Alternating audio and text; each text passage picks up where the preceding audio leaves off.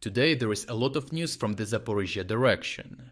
Here, as Russian forces quietly amass troops for a renewed offensive in Zaporizhia, Ukraine has already begun dismantling the operation before it can even begin.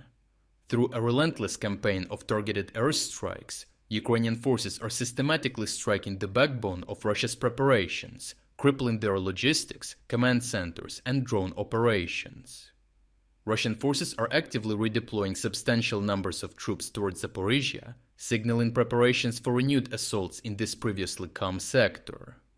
One visually confirmed instance, documented by Ukrainian analysts, captured a convoy of about 15 trucks, indicating approximately 250 to 300 soldiers being relocated. However, this recorded event likely represents only a fraction of the overall troop movements. Given that not all convoys are detected, it's reasonable to assume Russia has shifted several thousand troops in total, aiming to reignite significant offensive operations in the area. Russian operational objectives are clear and well defined, capturing the settlements of Orikhiv and Hulyai-Pole. Securing Orikhiv would push the front line close enough to Zaporizhia city to threaten it with artillery and long-range FPV drones with fiber optic guidance. This could potentially expose the major urban center of 700,000 residents to constant Russian bombardment, thus severely disrupting Ukrainian logistics and civilian life. Capturing Hulyai-Pole, on the other hand, would provide Russia with a stable operational base, facilitating a northern push toward the Dnipro region and creating another axis of pressure. Nevertheless, despite these tactical ambitions, any larger Russian aspiration of taking Zaporizhia city remains extremely unrealistic. Capturing such a densely populated and large city successfully would require hundreds of thousands of troops, as they would face multiple entrenched Ukrainian defense lines to even reach it in the first place. Aware of Russia's intent, Ukraine is proactively launching comprehensive air operations aimed at dismantling Russian preparations. Ukrainian forces systematically target critical Russian command posts, ammunition storages, drone control centers, and troop concentrations, seeking to cripple logistical and operational capabilities ahead of a potential offensive.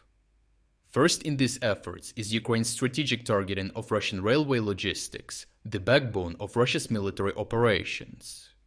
Near Tokmak, Ukrainian FPV drones disrupted Russian rail logistics in two significant incidents.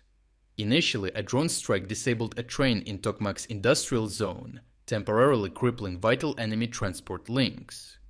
Another precision attack between Tokmak and Molokhansk began by halting a Russian train with an FPV drone. Subsequently, additional drones struck fuel tanks, causing a massive fire that eliminated essential fuel reserves destined for Russian frontline units. Secondly, Ukrainian airstrikes intensively target Russian command infrastructure. Ukrainian MiG-29 fighter jets conducted pinpoint attacks using GBU-62 JDAMER guided bombs against multiple battalion-level Russian command posts, even striking two separate ones on the same day. Another similar strike in Nestoryanka village obliterated a building housing key battalion commanders, severely disrupting local Russian coordination capabilities. Further air operations neutralized enemy drone operational hubs. Notably, Ukrainian aircraft used French-supplied AASM-250 precision bombs to destroy Russian drone control centers and eliminate operators sheltering in fortified dugouts.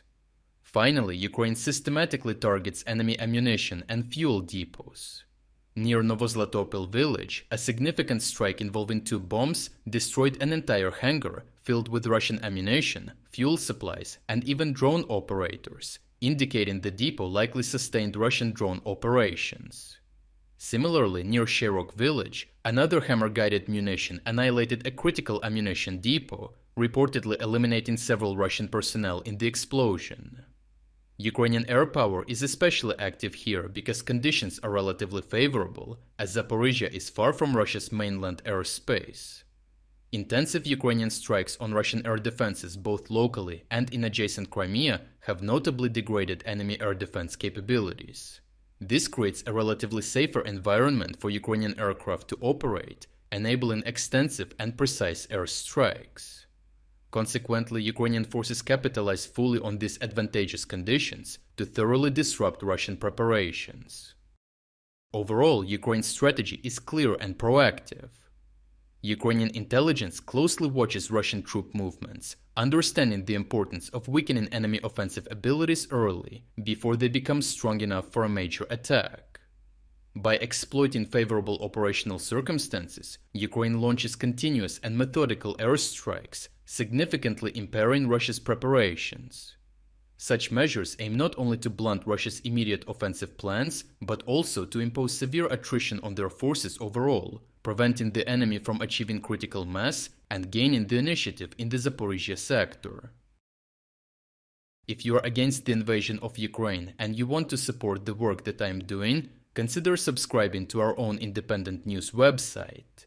Here you can find our exclusive strategic insights, comprehensive overviews of all fronts, and regular tactical analysis videos. By subscribing, you will not only show your support for this channel, but also help and defend independent journalism.